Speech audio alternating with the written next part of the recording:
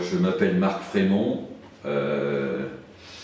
voilà, je fais du théâtre depuis que je suis jeune, c'est-à-dire j'ai fait l'école Jacques Lecoq en 80-82. Voilà, j'ai vraiment passé ma vie à écrire, à jouer, à mettre en scène des projets qui me tenaient toujours à cœur. C'est-à-dire j'ai pas eu le sentiment d'être utilisé dans des projets qui n'étaient pas les miens en fait. Donc j'ai eu cette chance inouïe de travailler sur de la matière que j'avais envie d'explorer, sur une façon aussi peut-être d'aborder le monde et les gens. Donc pour moi, mon métier et ma vie, c'est très imbriqué. Voilà, je dirais ça pour me présenter. Est-ce que tu peux nous présenter la compagnie Pébroc Théâtre? Alors, le Pébroc Théâtre, c'est une structure qui a été créée pour me permettre de créer les projets que j'avais dans la tête. Donc, elle n'a finalement servi qu'à mes projets personnels d'auteur. Le Pébroc existe depuis... il avait un autre nom avant, mais enfin, on peut dire qu'il existe depuis 1984, quelque chose comme ça. Et donc, il y a eu à peu près une création tous les 2 ans avec ce Pébroc, et voilà, c'est une petite structure qui m'a permis de faire des solos pendant à peu près 15 ans dans une première partie. Après ça, de créer des projets je me suis mis à écrire pour des équipes un peu plus grandes pendant une dizaine d'années, avec 3, 4, 5 comédiennes. Donc ça, on va dire, c'était la période mieux subventionnée, quoi, qui m'a permis de créer. C'est très agréable d'écrire pour un paquet de gens. Après ça, on devient un peu chef d'entreprise, ça me plaisait moins. Le côté artistique, oui, le côté chercher des sous, défendre auprès des institutions, tout ça, c'est beaucoup moins drôle. Du coup, je suis revenu à des formes plus simples depuis une dizaine d'années, quoi, un peu moins. Mais des solos, des duos, peut-être après ça les circonstances de l'existence font qu'il faut jurer de rien. En tout cas, c'est sûrement pas par dépit que je vais créer un solo, ça c'est sûr. Et du coup, ton univers théâtral, ce que toi tu veux défendre comme proposition et comment tu qualifierais ce que tu fais sur scène? Alors, mon désir, quand je crée quelque chose,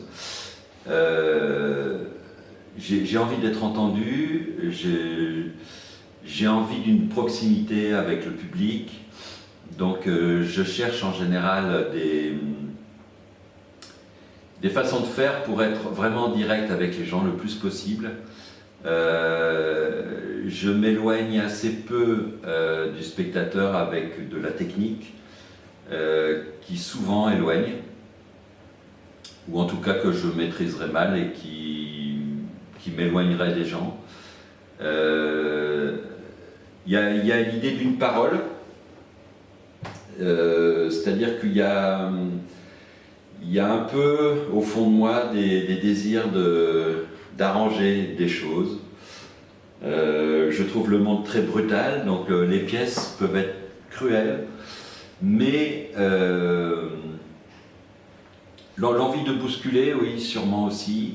Mais le rire reste une des composantes vraiment importantes en général dans ce que je fais. Il y a un équilibrage à faire. J'ai envie que les gens participent activement à la représentation, dans le sens où on les a réveillés parce que c'est plutôt marrant, ils sont un peu émoustillés, en même temps ils entendent des choses qui peuvent les déranger. Donc il y a un équilibre, et puis pour j'ai envie de dire, porter tout ça, une certaine légèreté, une poésie, qui fait que le décalage poétique permet d'aborder les tabous, permet d'aborder des sujets des fois pas faciles. On a besoin de poésie moi je réponds peut-être à un besoin tout simple, c'est-à-dire qu'en fait on est dans un monde très plein, j'aime bien le vide, on est dans un monde pas drôle, j'aime bien rire, on est dans un monde très connecté mais qui manque de contact humain, je suis très sur la relation. Voilà, je suis un être indispensable en fait.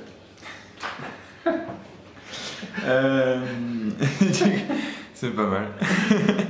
Est-ce que du coup, tu peux nous parler de ce nouveau projet du coup, que tu es en train de travailler en ce moment? Alors la nouvelle, la création du jour, là, c'est... pour le moment, le titre, c'est Demain, donc ça pose une question sur le temps. C'est un projet qui est arrivé dans ma vie un peu par hasard, puisque mes parents étant très vieux, ils ont eu besoin d'assistance à un moment donné. Et je me suis retrouvé dans une caravane à côté de chez eux pour les assister. Donc je suis rentré dans leur monde, dans le monde des vieux, quoi. Et j'ai découvert un tas de choses que je ne soupçonnais pas. Et c'était pas forcément évident. Et j'ai eu absolument besoin d'écrire sur le sujet.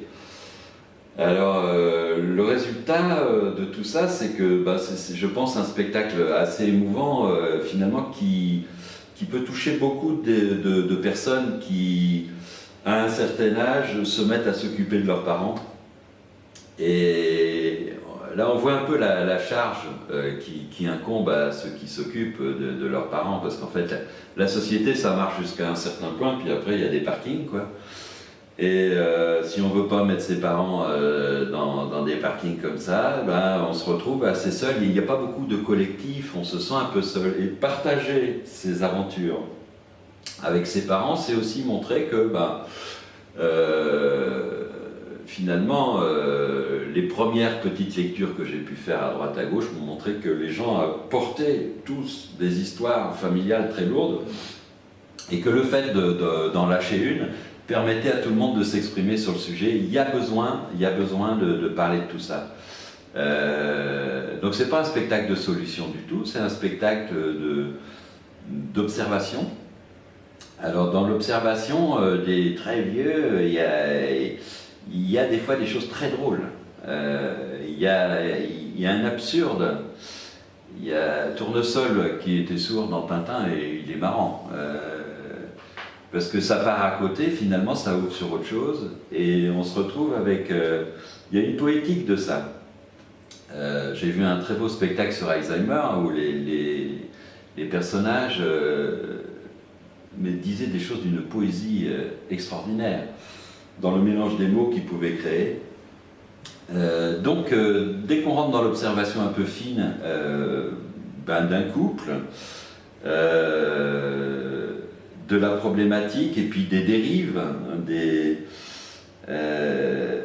des choses aussi, des petits miracles qui se produisent dans l'existence de vieilles personnes. On a l'impression que tout est presque mort, hein, et puis d'un seul coup, les circonstances de la vie font qu'il y a un réveil qui se fait, et que dans ce réveil, il y a des envies qui reviennent, des souvenirs qui se réveillent, et puis on peut avoir des petits moments comme ça assez miraculeux de redécouverte de choses anciennes, ou vraiment de moments qu'on ne pensait pas possibles. Et ça, c'est formidable, c'est-à-dire qu'en fait, il y a...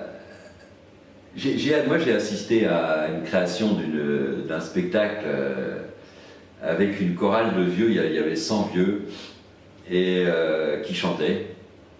C'était magnifique. La parole était donnée aux vieux Et quand les vieux ont quitté la scène, il y a un déambulateur qui était resté sur scène. En fait, il y a un vieux monsieur qui était venu en déambulateur, mais en fait, il l'a oublié en repartant. C'est un peu ça le spectacle. J'ai envie de dire que la vie est toujours surprenante et qu'en fait, il faut des fois pas grand-chose pour réenclencher du désir et oublier une espèce de souffrance dans laquelle on se bercerait passé un certain âge parce que on n'a plus suffisamment de relations ou d'intérêt, que les choses se sont vidées de leur sens. Et en fait, la vie est plus forte que ça. Donc c'est un spectacle sur la vie en fait. Et puis j'ai envie pour l'instant de l'appeler Demain parce que c'est nous. Et on a déjà des jeunes là en dessous qui nous poussent. Hein, et bon, il faut se préparer. Il faut se préparer. Le spectacle montre ça aussi que moins on a de casseroles, plus on a réglé de problèmes, plus la vieillesse est envisageable en fait. Mais si on se trimballe des soucis, ces soucis finalement vont grossir. Hein, et quand on secoue un tamis comme ça, le temps passe, les grains tombent, et qu'est-ce qui reste au fond? Ben, les gros morceaux. Hein. Donc c'est les gros morceaux qui font qu'on n'arrive pas à finir, c'est les gros morceaux qui font que ça résiste, alors que finalement la vie s'écoule normalement. Voilà. Donc c'est un spectacle un peu sur les graviers qui restent dans le fond, quoi.